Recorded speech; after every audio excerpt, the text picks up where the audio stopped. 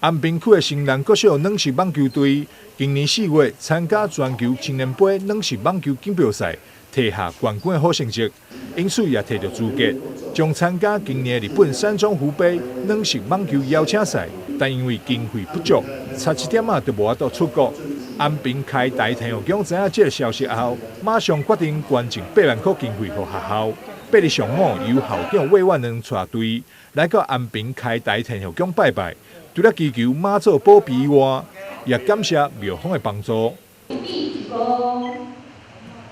再一躬，三一躬。我们新南国小这些小朋友为我们国家到日本去争光了那个软碗这个球类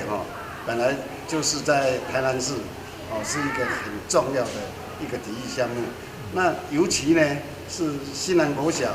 它更是软碗的这个摇篮了，所以我们非常的期待那个我们新南国小能够在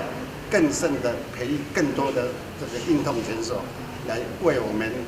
台南市、为我们国家来争光。全国运动会还有我们全中运，我们也是我们台南市软式网球也是我们台南市的大金库了。那这些基层的选手都来自，有多数都来自我们新南国小。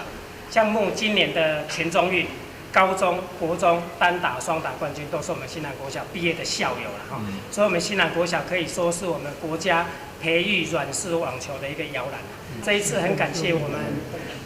们安平开台天后宫的主委听到我们要出国，那他本着我们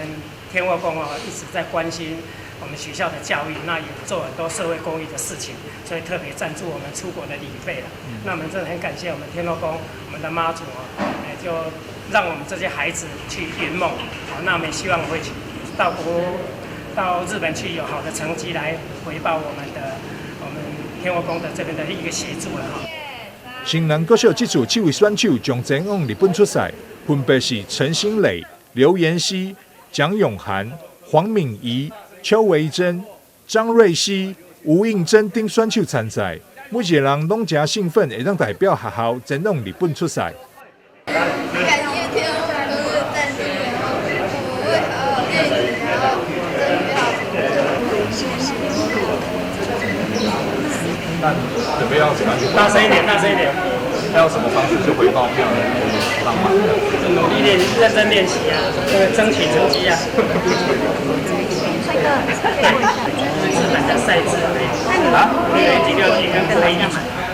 新南国小软式网球队成军40多冬，曾经得过全国大大小小冠军奖项，也为国家培育出多位优秀的选手。会当讲是软网国手摇拿。近3冬受到疫情的影响，无得进行国际之间的体育交流。这次受到邀请出国比赛，所有的选手现在也当伫咧加紧脚步训练，为了就是要替国家争取荣誉。记者张世维采访报道。